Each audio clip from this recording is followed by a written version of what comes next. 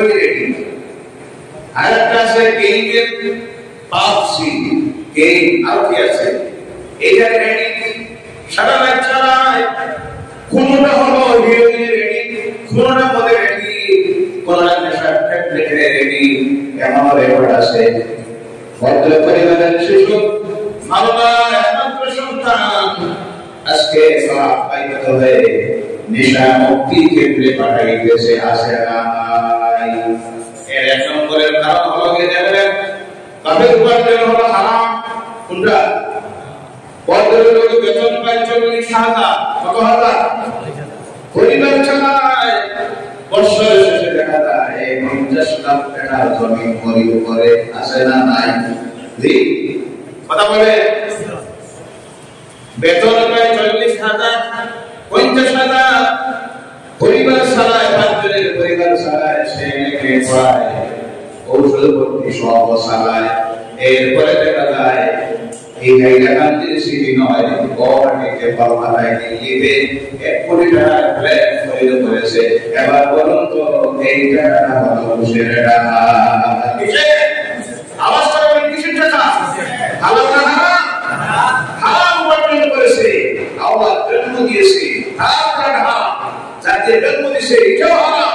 হারামের করে হারাম হারামের করে হারাম হওয়ার কারণে হারাম ছাড়া কিছু খায় না আছে না ভাই? আজকে দেখা যাচ্ছে আমাদের যুব সমাজ ধ্বংসের দিকে ছড়ে যাইতেছে। ইসলামকে বুঝে না, বাবাদের সঙ্গে ব্যবহার বুঝে না, সর্ব অবস্থায় আল্লাহ নাফরমানি কাজে লিপ্ত। এই সময় আমি বলবো আমার সমাজের মানুষের প্রতি আমার তাকে আজকে এই মাহফিলে আমাদের প্রতিজ্ঞা নিতে হবে এই যে সমস্ত অসামাজিক কাজগুলি আমাদের সমাজের মধ্যে উঠেছে আমরা জাতি বর্ণ ধর্ম নির্বিশেষে ঐক্যবদ্ধভাবে এর বিরুদ্ধে উঠে না দাঁড়াই পরবর্তী প্রজন্ম যারা আসতেছে এরা মানুষ হিসাবে থাকবে না। উদাহরণ রাখতেছেন আমার রাসূল সাল্লাল্লাহু আলাইহি সাল্লাম এই মক্কায় যখন দেখলেন প্রকাশ্যে চলতেছে জেনা চলতেছে জন্তু জানোয়ারের মতো নারীর অধিকার বলতে কিছু নাই মার লড়াই ফিতনা ফাসাদ হিংসা বিদ্বেষ বিশ্বদের জন্মকে জীবন্ত নিয়ে তখন করে দিতে বলে নাউযুবিল্লাহি মিন যালিক। তখন এখন নবীর দায়িত্ব পান নাই কিন্তু নবী হয়ে গেছেন বলেন সুবহানাল্লাহ। কত বছর বয়সে নবী হইলেন? 40 বছর। কত বছর? এখানে আজকে কথা উঠেছে আমার নবী দেখি 40 বছর বয়সে নবী হয়েছে বলে নাউযুবিল্লাহি মিন যালিক। আল্লাহ রাসূল বলেছেন কুনতু নাবিয়্যান ওয়া আদামু বাইনাল মা'i ওয়াত তিন। আমি সেই সময় নবী ছিলাম যেই সময় আদম মাটি আর পানির মধ্যে নরদা আয়াত তৈরি করা হয় নাই সেই সময় আমি নবী ছিলাম। সুবহানাল্লাহ। এর কারণে যত নবীরা পৃথিবী এসেছিলেন প্রত্যেক নবী তার উম্মতের কাছে একটা কথা বলেছেন ও আমার উম্মতেরা জেনে রাখো আমার পরে একজন নবী আসবে যে নবীর নাম হলো মুহাম্মদ রাসূলুল্লাহ সাল্লাল্লাহু আলাইহি সাল্লাম। জেনে রাখো এখন যদি তিনি এসে যান আমার অধিকার চান আমি ওনার ইত্তেবা করা আমার জন্য ফরজ হয়ে যাবে। সুবহানাল্লাহ। এর জন্য যদি ঈসা আলাইহিস সালাম তার উম্মতের কাছে সেই কথা বলে গিয়েছিলেন মুবাশশিরান বিরাসূলিন ইয়াতি মিন বা'দি ইসমুহু আহমদ। সুবহানাল্লাহ। সুসংবাদ দিয়েছি তোমাদেরকে আমার পরে একটা নবী আসবেন যার নাম হবে আহমদ। সুবহানাল্লাহ। ওয়া আমার ভাইরা সমস্ত নবীরা তাদের উম্মতের কাছে সেই জবান সেই কথা বলে দিয়েছিলেন একজন নবী আসবেন আমার মুহাম্মদ রাসূলুল্লাহ সাল্লাল্লাহু আলাইহি সাল্লাম কোন নবুয়তের দায়িত্ব পান নাই দায়িত্ব পেয়েছিলেন 40 বছর বয়সে যুবক নবী যখন মক্কায় গেলেন এই সমস্ত কাজগুলি চলতেছে মক্কায় যুবকদেরকে এখানে একত্রিত করলেন আর একটা সংস্থা তৈরি করলেন এই সংস্থার নাম হলো আল-হুজুর। সমাজ থেকে আল্লাহ তাআলার কাজকে দূরীভূত করার জন্য তিনি যুবকদেরকে আনলেন। এক নম্বরের কন্ডিশন রাখলেন আমরা যারা যুবকেরা বরং আমরা এই সব কাজ থেকে নিজেদেরকে বিরত রাখবো এবং সমাজ থেকে এই কাজকে দূরীভূত করবো। আমার যুবক ভাইয়েরা উপস্থিত যারা ওইটাদের কাছে আমি অনুরোধ রাখি আজকে ঈদ মিলাদুন নবীর এই মাহফিল থেকে এই প্রতিজ্ঞা যেন আমরা যেন করি, আমরা এইভাবে সংস্থা তৈরি করব।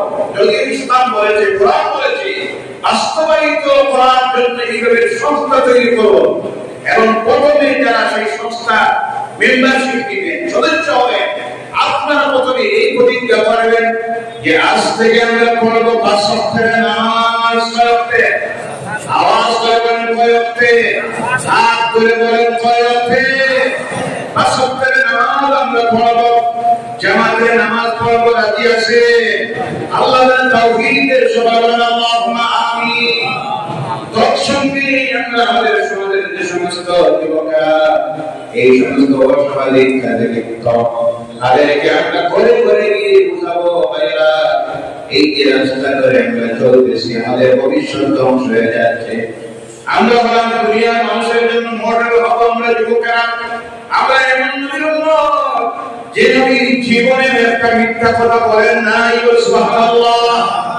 আমরা সেই নবীর উম্মত যারা জবান দিয়ে কোনদিন কাউকে অশ্লীল কোনো গালি দেন নাই, কাউকে তিরস্কার করেন নাই, যে নবীর জীবনে রাত করে কাউকে একটা কথা বলেন নাই, আঙ্গুল তুলে কারো দিকে তিনি কথা বলেন নাই, চোখ লাল করে কারো দিকে কোনো কথা তিনি বলেন নাই, এমন একজন নবী ছিলেন। হযরত আনাস রাদিয়াল্লাহু তাআলা বলেন, আমি আল্লাহর রাসূলের খেদমত করলাম 19 বছর। সুবহানাল্লাহ, 19 বছর আল্লাহর রাসূলের খেদমত করলাম, কিন্তু আল্লাহ তাদের কসম আল্লাহ রাসূল কোনদিন আমাকে গালি দেন নাই, চোখ লাল করে কথা বলেন নাই। এই ভাষা এমনি না হয়ে এমন কেন ভালো না, এমন কথা আল্লাহ রাসূল বলেন নাই। হযরত যায়েদ রাদিয়াল্লাহু তাআলা আনহু আল্লাহ রাসূলের ঘরে আসলেন 9 বছর বয়সে। কত বছর বয়সে? 9 বছর বয়সে আল্লাহ রাসূলের ঘরে আসলেন। গোলামের বিক্রি হয়ে বাজার থেকে এসেছে, মা বাবা খবর পায় নাই।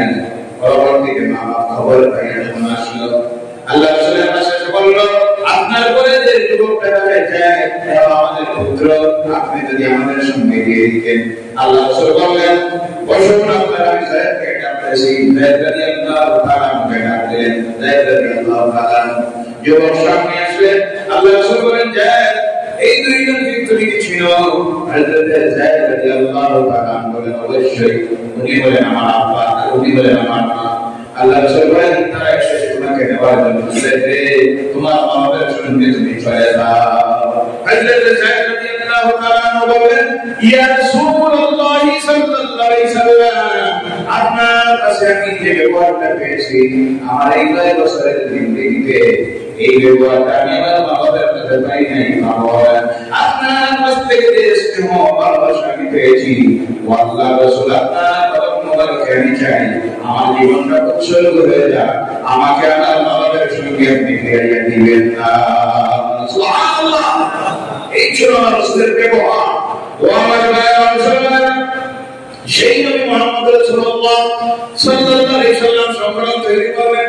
2 নম্বরের কন্ডিশন শর্ত লাগালেন, আমরা যুবক যারা আজ থেকে ও যুবক ভাইরা, মক্কার যুবকেরা যাদের প্রতিদিনের অভ্যাস ছিল রাত্রিতে কমপক্ষে তারা বিভিন্ন জায়গায় আসর বসাইত আর মদ পান নাউজুবিল্লাহ বলেন, স্বাভাবিক ব্যাপার ছিল তাদের মদ পান করা। রাত্রিতে নেশা না হইলে তাদের ঘুমে হতো না। এই ছিল তাদের অবস্থা। আল্লাহ রাসূল বলেন, ও যুবকেরা, সমাজ ধ্বংস হয়ে যাচ্ছে। আমরা যারা এই সংখ্যা সদস্য নিয়েছি, আজ থেকে প্রতিজ্ঞা করো আমরা এবার মদ পান করবো না। সুবহানাল্লাহ, যুবকেরা প্রতিজ্ঞাবদ্ধ হন। আমার রাসূল এবার কাজ শুরু করলেন। 50% এর মতো মানুষ সেই কাজে হেদায়েতের রাস্তায় শুরু করে দিল। তখন কোরআন নাযিল হয়ে গেল, সংকলিত আয়াত নাযিল হয়ে গেল। পরবর্তীতে আয়াত নাযিল হলো সমস্যার সমাধান দিতে কিভাবে, সমাধান কেমন দিতে, একটা উদাহরণ দেন। এখন নবুয়তের দায়িত্ব পান নাই শিশু নবী মুহাম্মদ সাল্লাল্লাহু আলাইহি সাল্লাম দেখলেন আল্লাহ বাইতুল্লাহ কাজ চলতেছে। হযরত আসওয়াদ যে জায়গায় বর্তমানে লাগানো আছে ওই জায়গায় কাজ পৌঁছেছে। প্রত্যেক লোকটার দৃষ্টি চায়, দৃষ্টি এটা চায় আমরা যদি মাদকটা এই জায়গায় লাগাই সব সাথ এমন অবস্থায় এই বিষয়টা পৌঁছেছে। দেখা গেল যুদ্ধ শুরু হয়ে গেল, কি শুরু হইব, সামান্য বিষয়টা মুশরিকরা যুদ্ধ শুরু করে দিত, আজকে এই আমাদের এই সমাজের এই পরিবেশ তৈরি হয়েছে কিনা না? কথা বলেন, হয়েছে কিনা না? গরুর এক টুকরা মাংস নিয়ে রক্তকাণ্ড ঘটে যায়, আসে না নাই? কথা বলে সমাধান দেওয়ার মানুষ পাওয়া যায় না, যখন বাজে আর লাগাইয়ে দেওয়ার মানুষ পাওয়া যায়, কথা কিনা? কারণ প্রত্যেকটা তখন সমাধান চায় না, চায় আমার ব্যক্তির স্বার্থ আদায় হোক, আর প্রত্যেকটা বিষয়কে তখন রাজনীতির রং দেওয়া হয়, কথা কিনা? অশান্তি আরো বাড়ে। আল্লাহ রাসূল সালাত দিতে কিভাবে দেখেন, আল্লাহ রাসূল সাল্লাল্লাহু আলাইহি সাল্লাম বলেন, ও মক্কার জনপতিরা, একটা ফয়সালা দিলে যদি একটা মানে অবশ্যই তুমি যে ফয়সালা দিলে একটা মানব, তার কারণ হলো তোমাকে আমরা এখানে দিয়েছি আল আমিন আল সাদিক। সুবহানাল্লাহ, তুমি কোনদিন মিথ্যা কথা বলো নাই, তুমি কারো সম্পত্তি হরণ করো নাই, কাউকে গালি দেও নাই, কাউকে মারো নাই, এদিনের প্রতি তুমি দয়া করো, গরিবের প্রতি তুমি মায়া করো। ও মুহাম্মদ, তুমি যে ফয়সালা দিলে আমরা গ্রহণ করে নিব। আল্লাহ রাসূল ফয়সালা দিয়ে আগামীকাল ফজরের সময় এই ব্যক্তি সর্বপ্রথম আল্লাহর ঘরের কিনারে আসবে, সেই ব্যক্তি যে ফয়সালা দিব আমরা সকলে মেনে নিব, রাজি আছেন? সকলে এক বাক্যে বলবো অবশ্যই। পরের দিন সকাল সকাল না করেছে আমি আগে যাই, কিন্তু যে আসে এসে দেখে সর্বপ্রথম সেখানে এসে হাজির হয়ে গেছেন শিশু নবী আল আমিন মুহাম্মদুর রাসূলুল্লাহ সাল্লাল্লাহু আলাইহি ওয়াসাল্লাম। সকলে এক বাক্যে স্বীকার করলো, আপনি যে ফয়সালা দিবেন সঠিক হবে, তাতে কোনো অসুবিধা হবে না, অবশ্যই আমরা মেনে নিব। আমার মানে কি ফয়সালা দিবেন দেখেন, আল্লাহ রাসূল বলবেন একটা চাদর না হলো, আল্লাহ রাসূল এই দিন খুশি রাখলেন আর বললেন আপনারা সকলে যদি আপনাদের প্রতিদিন আমাকে বানিয়ে দেন, আপনাদের পক্ষ থেকে পাথরটাকে আমি চাদরের উপরে তুলে রাখবো। সকলে বলল অবশ্যই। এরপর আল্লাহ রাসূল বললেন প্রত্যেক গোষ্ঠীর নেতা যারা আছে প্রত্যেকে চাদরটা চতুর্দিকে ধরে রান্না হবে, তুলে যেখানে লাগানি হবে। এবার আল্লাহ রাসূল বলেন, ও গোষ্ঠী নেতারা, যদি আপনারা অনুমতি দেন আপনাদের প্রত্যেকের পক্ষ থেকে আমি এই পাথরটা আল্লাহর ঘরের দেওয়ালে লাগিয়ে রেখে দিই। সকলে এক বাক্যে স্বীকার করে নিল, যেখানে হাজার মানুষ কথা ছিল যুদ্ধ করে আমার মধ্যে একটা ফয়সালা, এটা সমাধান হয়ে গেল।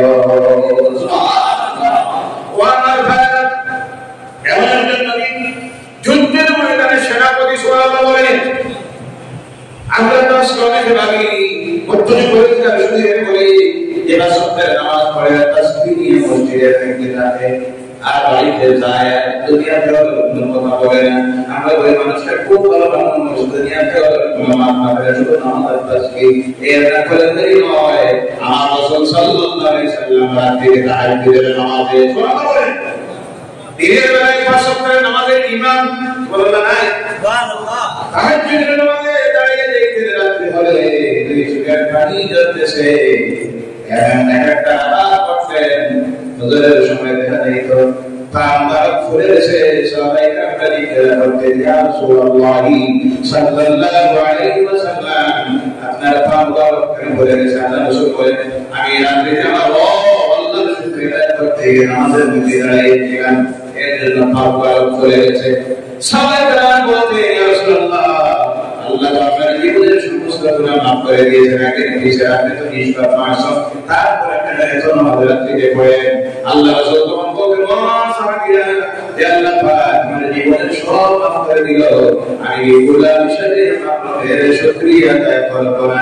আমি আমার শুকরিয়া আদায় করতে গিয়ে রাতে তিনবার করে দুইবার চলে যাওয়ার পর আল্লাহ রাসূল নামাজে দাঁড়াইয়া রাতটা কাটাইয়া দিবে।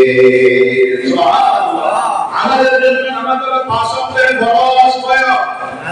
আমার রাসূল নামাজ পড়তেন ছয় ওয়াক্ত। এর জীবনে এক ওয়াক্ত সালাত নাই, যে ওয়াক্তের নাম হলো তাহাজ্জুদ। আর আমরা সেই নবীর উম্মত, উনাতে লন্ডভন্ড, কিন্তু এরপর আমরা পাঁচ ওয়াক্ত পড়ি না। আমরা এখন স্লোগান গাই, আমরা মুসলমান, আমরা ইমানদার, আমরা দিনদার, আমরা তত্ত্বকে পড়াইদার, সময়ের অভাব আমরা নামাজের পড়া বসা, তাই এমন মুসলমান আসে না, কথা বলেন আসে না নাই? সপ্তাহে শুধু জুমার নামাজ পড়ে এরা বেশি পড়ে না, কিছু আছে যারা বেশি পড়ে না, তারা মাত্র 2 রাকাত 6 রাকাত আউযুবিল্লাহ নাই। ও মুসলমান, যুদ্ধের ময়দানে সেনাপতি রাত্রিতে তাহাজ্জুদে দাঁড়ানো, দিনের বেলায় মসজিদে ইমাম যুদ্ধের ময়দানে যুদ্ধ পরিচালনা করতেছে, বিচার ব্যবস্থা বসত। তখনকার সেই সময়ের সিস্টেম অনুযায়ী যে বিচারের পদ্ধতি ছিল, সেই সময় মদিনা নামের রাষ্ট্রের বিচারালয়ে প্রধান বিচারপতি যিনি ছিলেন মুহাম্মদুর রাসূলুল্লাহ সাল্লাল্লাহু আলাইহি ওয়াসাল্লাম। সুবহানাল্লাহ। ও আমার ভাইরা, গৃহকর্তার জন্য আদর্শ, স্বামীর জন্য আদর্শ, সেনাবাহিনীর প্রধানের জন্য আদর্শ, রাষ্ট্রনেতার জন্য আদর্শ, রাতের ইবাদত করতে থাকে তার জন্য আদর্শ, ব্যবসায়ীর জন্য আদর্শ। কেমন আদর্শ রাখেন দেখেন, আমরা তাই আজকে সবচেয়ে বেশি তাদের কাছ থেকে চলে গেছে। আমরা মুসলমানেরা আমার বাড়িয়ে কোনো প্রতি দায়িত্ব পান নাই, চাষা করে থাকেন। চাষা ব্যবসায় না, চাষাকে বললেন আমার চাষা আমি ঘরে খুব দাম পয়সা হতে পারে না, আমি স্বাবলম্বী বানাবো, আপনার সঙ্গে আগে ব্যবসায় নেই। চাষার সঙ্গে ব্যবসায় অনেক বলেছেন, বলেছে রাস্তায় যাওয়ার পর একজন খ্রিস্টান পাদ্রী ইহুদিদের আগে দেখা করে চলে গেছে। উনি তো সাধারণ মানুষ, উনি তো আখিরাতে বানান নবী, কারণ তাওরীতের মধ্যে সবুজ দিলের মধ্যে এই নবীর পরিচয় দেওয়া হয়েছে, আলোচনা করা হয়েছে।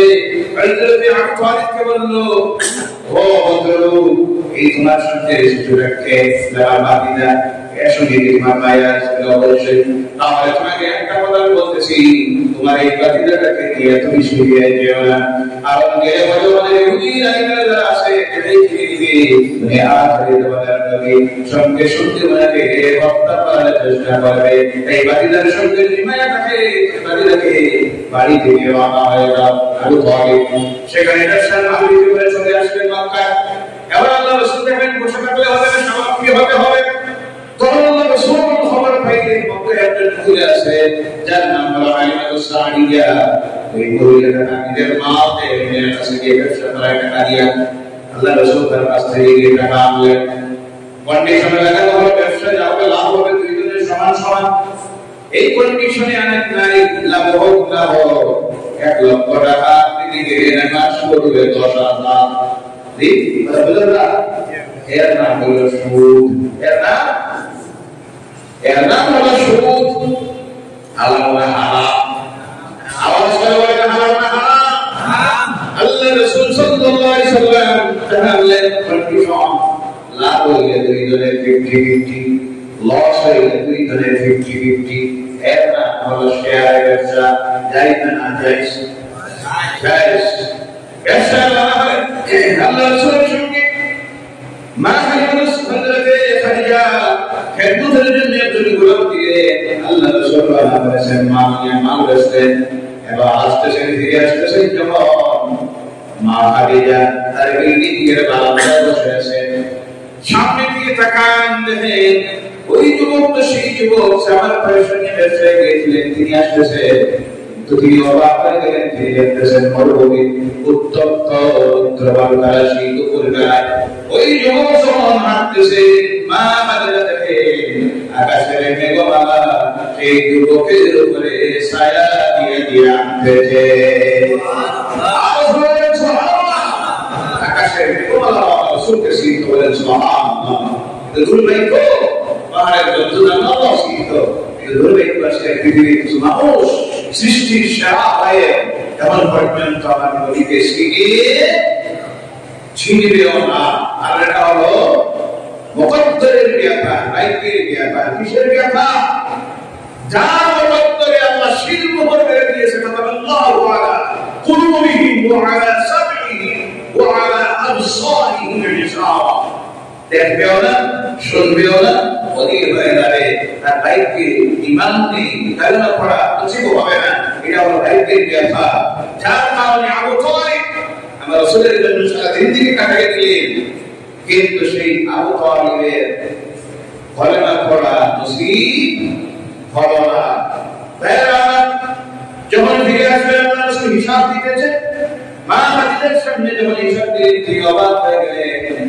তিনি দেখালেন আহারে কত মানুষ নিল পয়সা ব্যবসা করলো, ইশারাতে একটা টাকায় 50 পয়সা, কিন্তু ওই যুবক মুহাম্মদ যখন ইশারা দিলেন দেখা যায় এক টাকায় 2 টাকা। সুবহানাল্লাহ। আমার রাসূল সাল্লাল্লাহু আলাইহি ওয়াসাল্লাম কেমন আমল ছিলেন, সেই দিন মক্কা ত্যাগ করতেছেন, ঘরের চতুর্দিকে তারা ঘেরাও করেছে। আমার আল্লাহ পাক দেখাই দিলেন দিনের বেলা সিদ্ধান্ত নিয়েছে আমার নবীকে গলি থেকে বিদায় করে দিয়ে হত্যা করবে, কিন্তু আল্লাহর ফয়সালা হয়ে গেছে আমি তোমাকে হেফাজত করব। এবার বলো আল্লাহ যদি হেফাজতের জিম্মাদার হয়ে যায় দুনিয়ার কোনো শক্তি আছে না? আছে? আমরা আজকে আল্লাহর উপরে তাওয়াক্কুল ছেড়ে দিয়েছি, ভরসা ছেড়ে দিয়া দুর্বল ইমানদার কিছু মুসলমান অমুক আর তমুকের কথা বলে এদের জামাতে মানবে, সেনাকে বাঁচাবে, বাঁচাবে মালিককে। আওয়াজ করে বলেন কে? এই দিনে বিশ্বাস, এই তাওয়াক্কুল রাখতে হবে। আমার রাসূলের উপরে চতুর্দিকে ঘেরাও করেছে, হত্যা করার জন্য একটা গায়ের মধ্যে ঘা লাগিয়ে দাঁড়াই গেছে। এই সিদ্ধান্ত নিয়েছে আল্লাহ রাসূল রাসূলের কাছে খবর পাঠিয়ে দিয়েছেন যে বের করে বলেন আমার রাসূল আপনি বলে রাখবেন রাত্রিতে আপনি ঘর থেকে বাইরে হবেন, হেফাজত করব আমি আপনাকে। সুবহানাল্লাহ বলেন।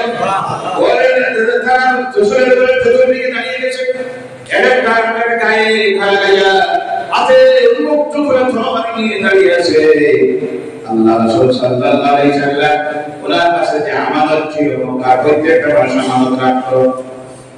সব কিছু আলীকে বললেন আলী তুমি লিখে রাখো, অমুকের টাকা, অমুকের সোনা, অমুকের রূপা সবটা লিখে রাখলেন। আলীর কথা শুনতে গিয়ে বললেন আলী তুমি আমার বিছানায় শুয়ে যাও, আমার চাদরটা পরে দিয়ে এক দিকে দিয়ে তুমি আমার সঙ্গে হিজরত করিও না।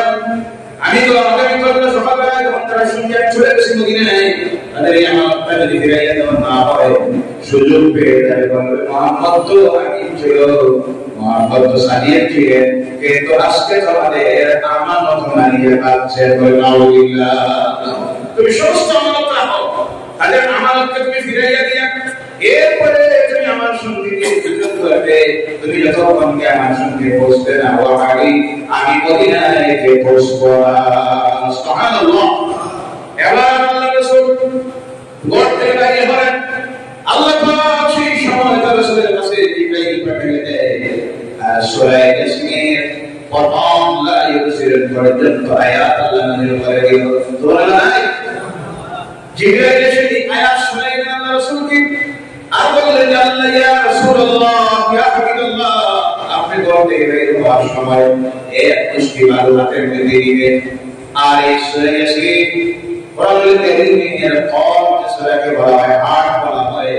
এই সূরা ইয়াসিন ওয়া কোরআনুল হাকিম থেকে শুরু করে লা ইউসিরুন পর্যন্ত আপনি তেলাওয়াত করবেন আর ওই বালু কারাশি থেকে ফুক দিবেন ইয়া তারি মুবারক হাত দিয়ে বালু কারাশিকে সারাবেন বাকি কাজ আমি আল্লাহ করে দিব। সুবহানাল্লাহ। সঙ্গে সঙ্গে আল্লাহ রাব্বুল আলামিন সেই বালু কারাশি দ্বারা করে চতুর্দিকে দাঁড়িয়ে আছে, প্রত্যেকটার মাথায় গিয়ে পৌঁছেছে, মুখের মধ্যে গিয়ে পৌঁছেছে, সদর মধ্যে গিয়ে পৌঁছেছে, পৌঁছাইয়া দিয়ে রেখে হাতের তরবারি রেখে দিয়েছে, মুখ মুছতেছে, চোখ মুছতেছে, চোখ বন্ধ করে মাথায় কোথার থেকে বাড়ি আসলো। এই সুযোগে আমার নবী ঘর থেকে বাইরে হয়ে আবু বকর রাদিয়াল্লাহু তাআলা করে চলে গেছেন। সুবহানাল্লাহ। আশাই লোকে সকাল হলো যখন ঘরের দরজা ভেঙে ঘরে ঢুকেছে, ভাবতেছে আমার নবী ঘুমিয়েছেন। তাদের যখন সবাই আল্লাহ নবী আলী রাদিয়াল্লাহু তাআলা উঠে গেছেন। হযরত আলী রাদিয়াল্লাহু তাআলা তিন দিন ওখানে থাকে, বাকি সকলে আমানত সন্দেহে দিলে আল্লাহ রাসূল একটা ধরে একটা খাওয়ানেন নাই, আমানত ফিরিয়ে দিয়ে। কিন্তু আফসোস আজকে ওই নবীর উম্মতে আমরা দাবি করি আর সবচেয়ে আমানত মারে যারা তারা তারা মসজিদের পর্যন্ত বাড়ি দিয়ে আসে না, আমরা সব বাড়ি দিয়ে না ভাই আউযুবিল্লাহ বলে ভিতরে চলে গেছে আল্লাহর ভয়। আর ভয় আল্লাহর ভয়। আলী রাদিয়াল্লাহু তাআলা আমানত সন্দেহে বাধা করলেন, আল্লাহ হেফাজত করতেছে কিভাবে দেখেন। ওখান থেকে আল্লাহ রাসূল রাত্রিতে পায়ে হাঁটা শুরু করেছে, পায়ের জুতা খুলে দিয়েছে, কারণ দেখলেন জুতা যদি পায়ে থাকে পায়ের চাপ পড়ে যাবে, তার পায়ের চিহ্ন ছিঁড়ে যাবে। পায়ের অগ্রভাগ দিয়ে হাঁটা শুরু করছেন, এবার পা থেকে রক্ত বের শুরু করেছে। হযরত আবু বকর রাদিয়াল্লাহু তাআলা আল্লাহ রাসূলকে খান্দের উপরে ধরে 3 সেই গুহা এখনো আছে, যার উচ্চতা হলো 3000 আপনি পরে আল্লাহ রাসূলকে সেখানে পৌঁছাইলেন। সুবহানাল্লাহ। ওখানে পৌঁছে গেছে শুনেরা আমার রাসূল করতে পারার জন্য এমন পাথর উপরে গিয়ে দাঁড়াইছে, নিচের দিকে চাইলে দেখা যাবে আল্লাহ রাসূল সিদ্ধি করে যখন উপরে গিয়ে দাঁড়াইছে। আল্লাহ রাদিয়াল্লাহু তাআলা বলেন, ইয়া রাসূলুল্লাহ, এরা যদি তাদের পায়ের দিকে চায় তাহলে আমাদেরকে দেখে নিবে। রাসূল বলেন, লা তাহজান, তুমি চিন্তা করিও না, ভয় করিও না, ইন্নাল্লাহ মা'ানা। আল্লাহু আকবার। রাসূল বলেন, আল্লাহু আকবার। আমরা দুইজনের সঙ্গে আল্লাহ আছেন। কে আছে? আল্লাহ তার সাথে আছে। দুনিয়ার কোন শক্তি তার কোনো ক্ষতি করতে পারে? আল্লাহ হেফাজত করলো কিভাবে দেখেন, তারা কি উপরে যখন দাঁড়ায় দেখে ঘরের ভিতরে ঢুকার রাস্তা, ওখানে একটা মাকড়সা জালা দিয়ে দিয়েছে, আর এই জালের উপরে দুইটা কবুতর আছে, এই পাড়ায় তা দিতেছে। অনেক বায়ু দিকে তাকাও, আর একজনে বলে এখানে তাকাই হইতো কি, এখানে যদি কোনো মানুষ যুক্ত ওই মাকড়সার জাল থাকতো না, ওই কবুতর থাকতো না। কেউ কেউ বলে মোহাম্মদের জন্যই রাত থেকে পাহাড়ে যখন আসি দেখি এই গুহার ভিতরে এই কবুতর বসে আছে। সুবহানাল্লাহ। এটা তো বললো কে? সেই বিশ্বাস ছিল আল্লাহ রাসূলের, তাকওয়া ছিল, ভরসা ছিল আল্লাহর উপরে। কিন্তু বলছে ইন্নাল্লাহ মা'ানা, আমাদের দুইজনের সাথে আছেন কে? আল্লাহ। সেই আল্লাহ হেফাজত করলেন। আলী রাদিয়াল্লাহু তাআলা আনহু ওখানে আল্লাহ রাসূল ওখানে একটা দিন থাকলেন, পরে ওয়াদা করেছেন, ওয়াদা দিয়েছিলেন যে আল্লাহ রাসূলের ওয়াদা আজকে আমরা ওয়াদা খেলাপ করি। আলীকে ওয়াদা দিয়েছিলেন, আলী তুমি যদি সুলাইমানের সঙ্গে গিয়ে মদিনা মদিনায় গেলে করা। এবার আল্লাহ রাসূল পৌঁছে গেলেন কুবা মহল্লায়। তাহলে 14 দিন মদিনা যে কুবা আজকে মদিনার সঙ্গে মদিনার থেকে বারবার কুবা জায়গায় পৌঁছে গেছে। ওখানে আমার নবী 14 দিন থাকলেন, সর্বপ্রথম মসজিদ তৈরি করলেন। তখন মসজিদের নববী তৈরি হয়ে গেলেন, কুবা মহল্লায় মসজিদ তৈরি করলেন। এই মসজিদের নাম হলো আজকে মসজিদ কুবা। যে মসজিদ আল্লাহ ফজিলত দিলেন, নবীর হাতে প্রথম তৈরি মসজিদ হলো, তাহলে আল্লাহ রাসূল সাল্লাল্লাহু আলাইহি ওয়াসাল্লাম বলেন, আল্লাহ বান্দাকে যদি এই মসজিদে 2 রাকাত নফল নামাজ পড়ে, আল্লাহ পাক তার আমল নামায় এক মকবুল গুনাহের সওয়াব লিখে দেবেন। সুবহানাল্লাহ। সেখানে অপেক্ষা করলেন। আলী রাদিয়াল্লাহু তাআলা আমানত বিঠাইয়া দিলেন। সেই কুবায় এসে আল্লাহ রাসূলের সঙ্গে সাথী হলেন। 14 দিন পর ওখান থেকে আল্লাহ রাসূল মদিনার দিকে রওনা করলেন। মদিনায় গিয়ে পৌঁছলেন।